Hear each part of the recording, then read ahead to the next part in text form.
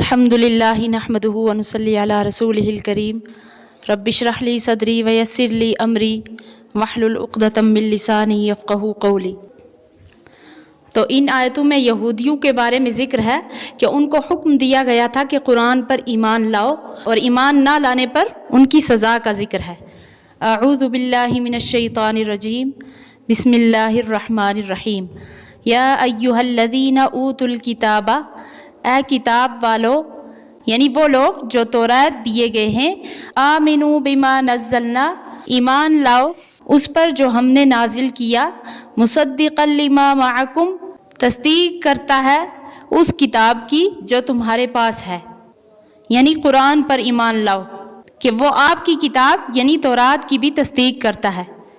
من قبل ان نطمس وجوہا فنردھا علی ادبارہا، اس سے پہلے ایمان لے آؤ کہ ہم تمہارے چہروں کو مٹا دیں، کہ ہم الٹ دیں تمہارے چہروں کو، علی ادبارہا، ان کی پیٹھ کی طرف۔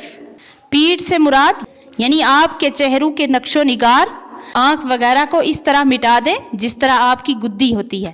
او نلعنہم کما لعنا اصحاب السبت، یا لعنت کریں ان پر جیسے ہم نے لعنت کی ہفتہ کے دن والوں پر۔ یہاں ہفتہ کے دن والوں سے مراد وہ یہود ہیں جو حضرت موسیٰ علیہ السلام کے زمانے میں گزرے۔ ان کو جب منع کیا گیا سنیچر کے دن مچھلی پکڑنے سے، تو انہوں نے اس حکم کی تعمیل نہیں کی، تو اللہ تعالیٰ نے ان کی شکلوں کو مسخ فرما کر بندروں کی شکل بنا دیا۔ تو ان یہودیوں کو جو آپ صلی اللہ علیہ وسلم کے زمانے میں موجود تھے، ان کو اللہ تعالیٰ ڈرا رہے ہیں کہ اگر آپ قرآن پر ایمان نہیں لائیں گے تو آپ کو اس طرح کی سزا دی جائیں گی جو ابھی ذکر کی گئی ہیں۔ وَكَانَ أَمْرُ اللَّهِ مَفْعُولًا، اور اللہ کا حکم تو ہو کر ہی رہتا ہے۔ آگے فرمایا إِنَّ اللَّهَ لَا يَغْفِرُ أَن يُشْرَكَ بِهِ وَيَغْفِرُ مَا دُونَ ذَلِكَ لِمَن يَشَاءُ، بے شک اللہ نہیں بخشتا اس کو جو اس کا شریک کرے، اور بخش دیتا ہے اس کے علاوہ جس کو چاہتا ہے، یعنی جو اللہ تعالیٰ کے ساتھ شریک ٹھہراتا ہے تو اللہ تعالیٰ اس کو سزا دے کر بھی نہیں بخشیں گے، بلکہ ہمیشہ سزا میں مبتلا رکھیں گے۔ تو اس شرک کے علاوہ جتنے گناہ ہوں گے، خواہ صغیرہ ہوں یا کبیرہ ہوں، جس کے لیے منظور ہوگا بلا سزا وہ گناہ بخش دیں گے۔ ہاں البتہ اگر وہ مشرک مسلمان ہو جائے تو اللہ تعالیٰ اس کو معاف فرما دیں گے۔ تو اب شرک کس کو کہتے ہیں اور اس کی کیا صورتیں ہیں؟ تو شرک یہ ہوتا ہے کہ اللہ تعالیٰ کی ذات اور صفات کے بارے میں جو عقائد ہیں، اس طرح کا کوئی عقیدہ کسی مخلوق کے لیے رکھنا، یہ شرک ہے۔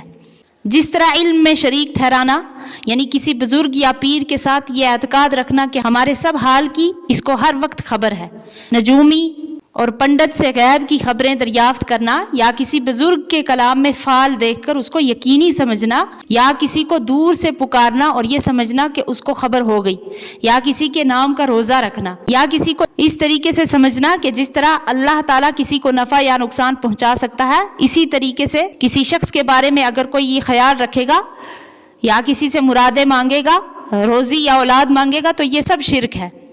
یا عبادت کے اندر شریک ٹھہرانا کہ کسی کو سجدہ کرنا، کسی کے نام کا جانور چھوڑنا، چڑھاوا چڑھانا، کسی کے نام کی منت ماننا، کسی کی قبر یا مکان کا طواف کرنا، خدا کے حکم کے مقابلے میں کسی دوسرے کے قول یا رسم کو ترجیح دینا، کسی کے روبرو رکوع کی طرح جھکنا، کسی کے نام پر جانور ذبح کرنا، دنیا کے کاروبار کو ستاروں کی تاثیر سے سمجھنا اور کسی مہینے کو منحوس سمجھنا وغیرہ، یہ سب شرک کے اندر شامل ہے۔ اور آگے فرماتے ہیں وَمَن يُشْرِكْ بِاللَّهِ، اور جس نے شریک ٹھہرایا اللہ کا، فَقَدِ افْتَرَىٰ إِثْمًا عَظِيمًا، اس نے بڑا طوفان باندھا۔ أَلَمْ تَرَ إِلَى الَّذِينَ يُزَكُّونَ أَنفُسَهُمْ، کیا تو نے نہ دیکھا ان کو جو اپنے آپ کو پاکیزہ کہتے ہیں؟ بل اللہ یزکی من یشاء ولا یظلمون فتیلا، بلکہ اللہ ہی پاکیزہ کرتا ہے جس کو چاہتا ہے، اور ان پر ظلم نہ ہوگا ایک تاگے برابر بھی۔ تو اس آیت سے پتہ چلتا ہے کہ یہود اپنے آپ کو مقدس بتلاتے تھے، جس پر اللہ تعالیٰ نے اس آیت میں ان کی مذمت کرتے ہوئے فرمایا کہ ذرا ان لوگوں کو دیکھو جو اپنی پاکی بیان کر رہے ہیں، یعنی ان پر تعجب کرنا چاہیے۔ تو اس سے معلوم ہوا کہ کسی کو اپنی یا دوسروں کی پاکی بیان کرنا جائز نہیں، یعنی اپنی تعریف یا اپنے آپ کو گناہوں سے پاک صاف بتلانا، اس چیز کو منع کیا گیا ہے۔ اب اس چیز کو 3 وجہ سے منع کیا گیا۔ ایک تو اس لیے کہ اپنی تعریف انسان اسی وقت کرتا ہے جب اس کے اندر تکبر ہوتا ہے۔ حقیقت میں یہاں ممانعت تکبر کی ہے۔